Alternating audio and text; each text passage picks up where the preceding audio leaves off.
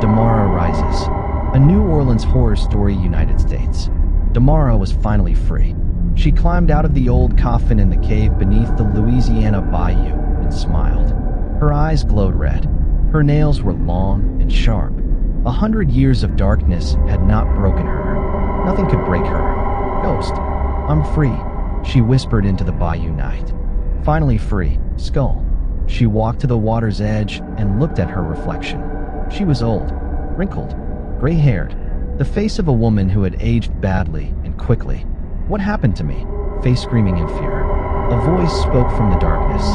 The voice of the dark spirit who had given her power decades ago.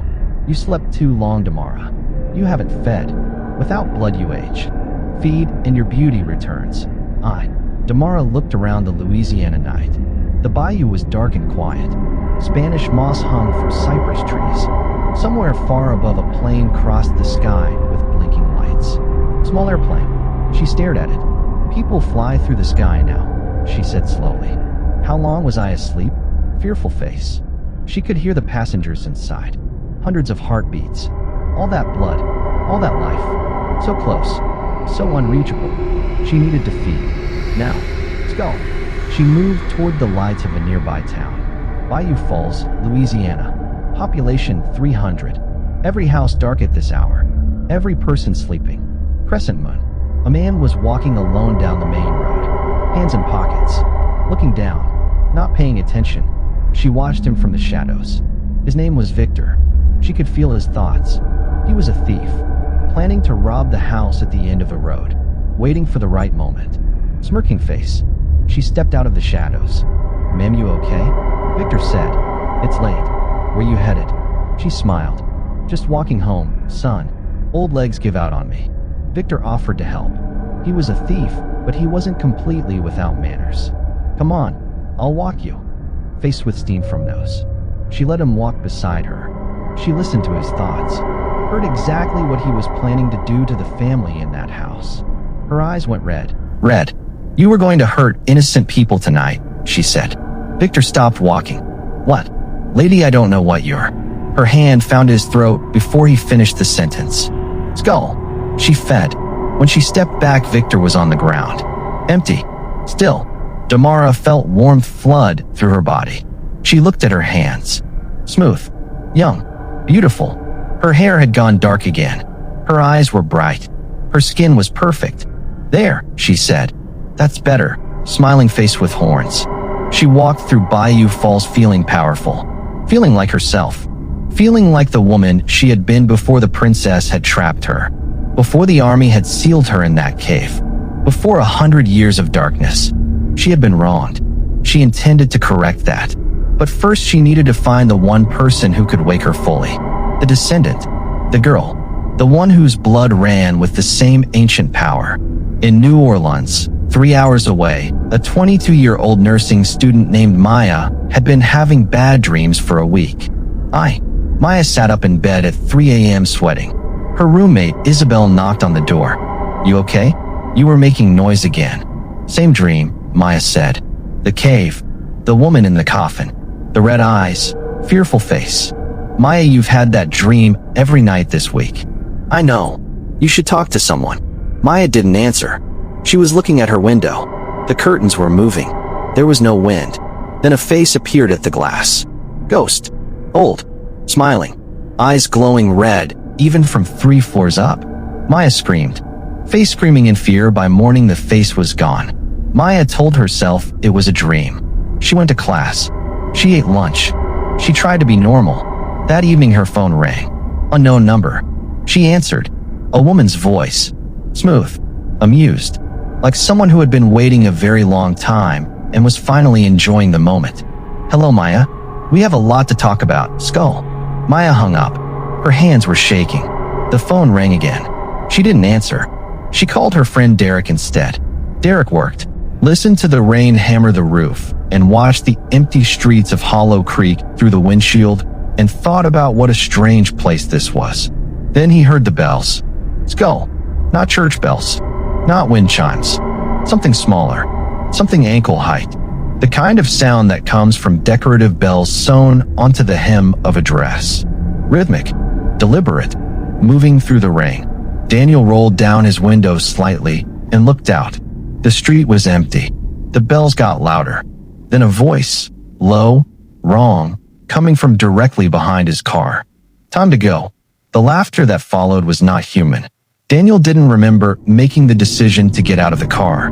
He just found himself standing in the rain with the door hanging open and something pulling him backward by his collar, and the last thing anyone in Hollow Creek heard was his voice cutting off mid-scream. Face screaming in fear.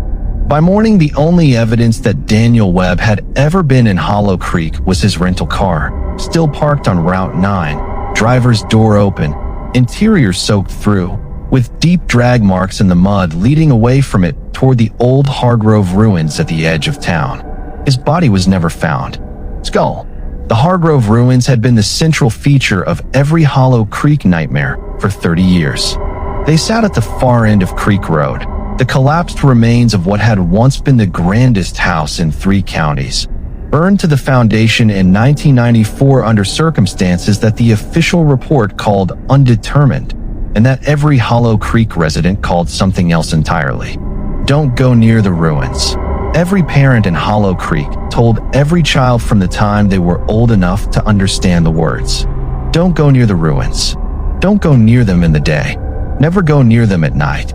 Never go near them in the rain, anxious faced with sweat. The town council, led by Mayor Gerald Stanton, who had held the position for 22 years, reinforced this with official policy.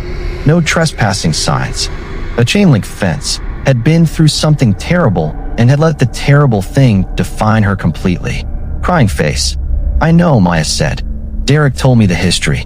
What happened to you was wrong. Being trapped was wrong. A century in a cave was wrong. Then you understand.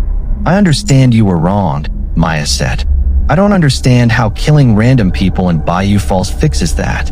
That man you killed last night, did he hurt you? Did his grandfather hurt you? Broken heart. Damara went quiet. The red in her eyes flickered. The ones who wronged me are gone, she said. Yes, Maya said. They're gone. And you're still here. And you're still choosing to be what they forced you to become instead of what you were before. What was I before? Damara's voice was barely audible. I don't know, Maya said. But I know it wasn't this. Crying face. The room was very still. New Orleans outside continued doing what New Orleans does at 3 a.m. Music from somewhere, someone laughing on the street below, the eternal hum of a city that never fully sleeps. Damara looked at her hands. Beautiful hands. Paid for with blood. I can't stop, she said. If I stop feeding, I age. I die. Then maybe, Maya said carefully. That's the natural end of things. And maybe that's okay. Broken heart. Damara looked at her for a very long time. Then she did something Maya had not expected. She laughed. Not the terrible laugh of something monstrous. A real laugh. A human laugh. The laugh of someone who has just understood a joke they've been missing for 100 years. You know what the worst part is? Damara said. I agreed with you once. A long time ago. Before all of this.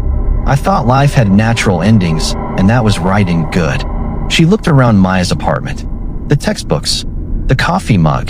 The normal life of a normal person. I wanted to live forever because I was afraid. And I gave up everything I was to do it. Crying face. What do you want now? Maya asked. Damara considered this. To stop, she said. I think I've wanted to stop. For a very long time. I just didn't have anyone to say it to. Broken heart. The window of Maya's apartment opened on its own. A warm New Orleans breeze came in. Spanish moss moving in the distance. Stars above the city. Damara walked to the window. Close the cave, she said. Make sure nobody finds it. Nobody should go through what I went through. I will, Maya said. And Maya. Damara paused at the window. The guardian blood in your family. It's real. Don't waste it. Then she stepped out into the New Orleans night. Not falling. Dissolving. Becoming part of the warm, dark air over the bayou. Becoming nothing. Becoming, finally, rest. Dove.